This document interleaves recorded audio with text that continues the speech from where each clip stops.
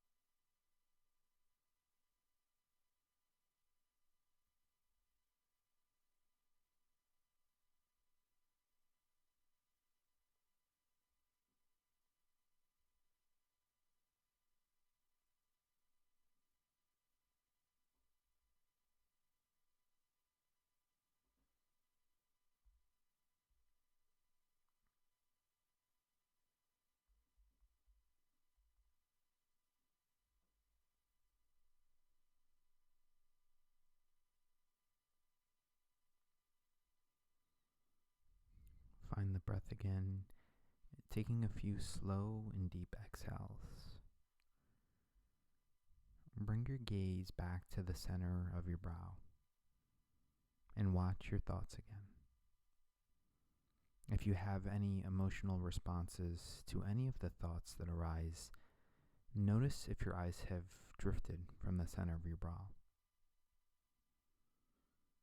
Whenever you sense your gaze drift, bring it back to the center of your brow and make note how long it took you to notice before you recentered. Keep observing how often the mind drifts. And keep honoring your ability to notice it drifting and recenter it for a few minutes in silence.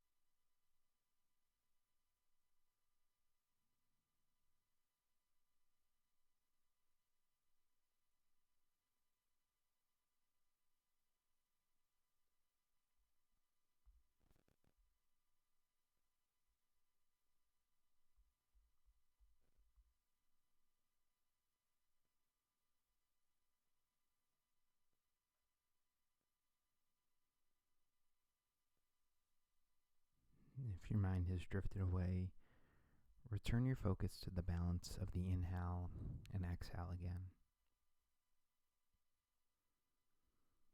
When we have a strong emotional response to an experience, we may say the experience was triggering. Anything that sets off a strong and automatic response is considered a trigger. When this happens, we can lose our mindfulness awareness of our thoughts and may often act without thinking. Once we have been triggered, we have an almost instantaneous change in our mood, perhaps escalating like a rocket, shooting up into the sky. Coming back down can be generally much slower, like floating down with a parachute. A quick build-up requires a slow process of regrounding. Even when the triggered event has passed, our hearts and mind can still be racing for several minutes. We all have the potential to be triggered, which is why it is beneficial to recognize what our triggers are when we have been triggered, and to remember to give ourselves space to come down slowly. Mindfulness can support us being less reactive, but even those who are the most mindful can be pushed too far on a bad day and lose their temper, panic, or find themselves otherwise overwhelmed by a strong emotional response. Sometimes it can be certain friends or family members that push our buttons. Maybe it's a bully who makes us feel small.